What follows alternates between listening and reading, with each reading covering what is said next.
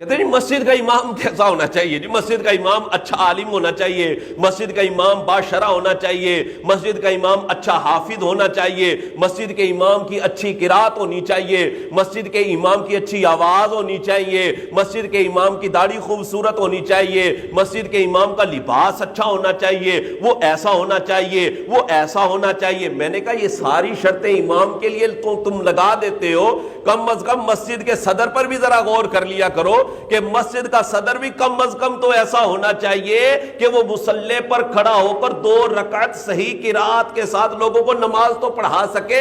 مسجد کا صدر کم از کم ایسا تو ہونا چاہیے کہ وہ فاسق معلن نہ ہو، وہ داڑھی منڈا نہ ہو۔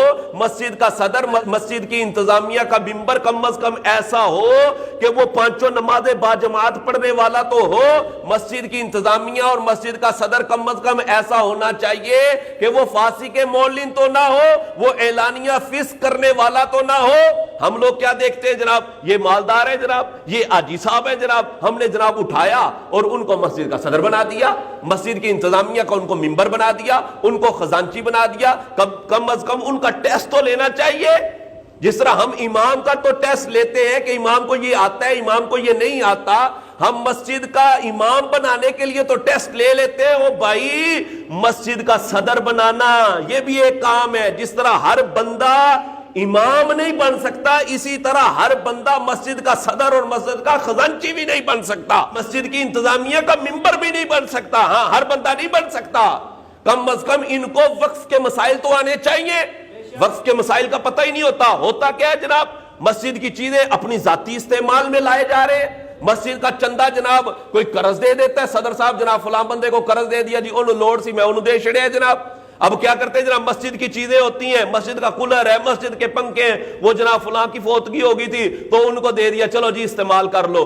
مسجد کی چٹائیاں جناب ایسی جگہ پر استعمال کی جا رہی ہوتی ہیں جہاں پر استعمال کرنا جائز نہیں ہوتا۔ مسجد کی گھوڑی ہے، مسجد کی سیڑھی ہے، مسجد کا پائپ ہے، وہ جناب اپنے ذاتی استعمال میں لا رہے۔ او اللہ کے بندو، یہ مسجد کی چیزیں ہیں، ان کو صرف مسجد کے لیے آپ استعمال کر سکتے ہیں، دیگر جگہوں پر ان کا استعمال کرنا جائز نہیں ہوتا۔ اٹھاتے ہیں جناب، استعمال کر لیتے، اور جناب پھر شرائط لگا رہے ہوتے ہیں مسجد کا امام ایسا ہونا چاہیے، مسجد کا امام ایسا ہونا چاہیے۔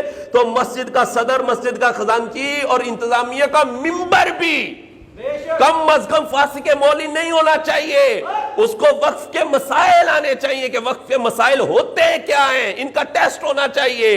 اور وہ ہمارے جناب ایک امام صاحب تھے، وہ امام صاحب جناب امامت کا ٹیسٹ دے رہے تھے، انٹرویو دے رہے تھے، اور سامنے بیٹھے لوگ انٹرویو لے رہے تھے جناب کہ ہم نے مسجد کا امام رکھنا ہے۔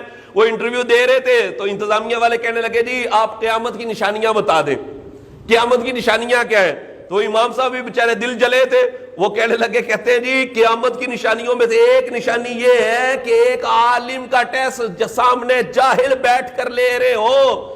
یہ بھی قیامت کی ایک نشانی ہے کہ عالم کا ٹیسٹ جاہل لے رہا ہے، یہ بھی تو قیامت کی نشانی ہے۔ یہاں جناب امام کا ٹیسٹ کون لے رہا ہے؟ وہ جاہل انتظامیہ لے رہی ہوتی ہے۔ او اللہ کے بندو، ہر بندہ جو ہے وہ انتظامیہ نہیں بن سکتا، ہر بندہ مسجد کی انتظامیہ کا ممبر نہیں بن سکتا، ہر بندہ مسجد کا صدر نہیں بن سکتا۔ کم از کم ان کو وقف کے مسائل آنے چاہیے، کم از کم وہ بندہ فاسق معلن نہیں ہونا چاہیے، کم از کم وہ بندہ 5 نمازیں باجماعت پڑھنے والا ہونا چاہیے، اس کو مسجد کے احکام کا پتہ ہونا چاہیے، پھر وہ مسجد کا صدر اور مسجد کی انتظامیہ کا ممبر بن سکتا ہے، ورنہ وہ مسجد کی انتظامیہ کا ممبر نہیں بن سکتا۔ اس کو بنانا درست ہی نہیں ہے۔